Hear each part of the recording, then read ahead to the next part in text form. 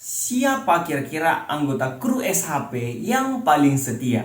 Nah, di dalam anggota kru SHP kan banyak scene-scene yang menunjukkan bahwa anggotanya itu setia sekali sama si Kapten Baka kita ini. Nah, tapi ada yang paling setia dari semua anggota kru SHP. Aku mengambil 3 orang kandidat yang paling setia menurutku, yaitu Zoro, Sanji, dan Jinbe. Tapi kira-kira dari ketiga karakter ini siapa yang paling setia sama Luffy? Nah, ini ada alasannya ya kenapa aku memilih beberapa karakter ini. Untuk Zoro, ya kita udah tahu lah. Kalau Zoro ini kan di dalam arc atau di dalam scene di mana Kuma akan mengirimkan semua kru SHP ke tempatnya masing-masing untuk berlatih selama 2 tahun. Tapi kan anggota kru SHP di situ mengiranya si Kuma ini akan membunuh si Luffy kan. Bakalan istilahnya menangkap si Luffy dan menyerahkan ke pemerintah gitulah kira-kira. Nah, di sini si Zoro ini MVP kali ya. Istilahnya dia ini merelakan kepalanya atau merelakan nyawanya agar si Luffy dan kawan-kawan itu dilepaskan oleh Kuma gitulah kira-kira. Dimana si Kuma ini ngetes nih si Zoro ini.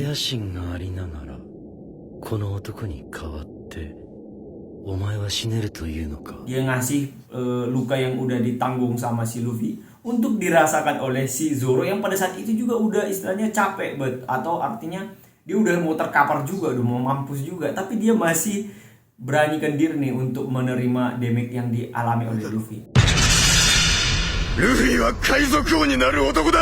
Dan akhirnya dia terima itu, dia tanggung itu semua, dan dia berharap nggak ada yang tahu kejadian itu. Itu merupakan level kesetiaan yang maksimum ya. Kemudian ceritanya Sanji juga ya berada di arc yang sama. Mana si Sanji ini pertama yang menawarkan dirinya untuk ditangkap oleh Kuma atau istilahnya dibunuh oleh Kuma sebagai ganti dari kaptennya, yaitu Luffy. Namun pada scene ini si Zoro itu mungkul si Sanji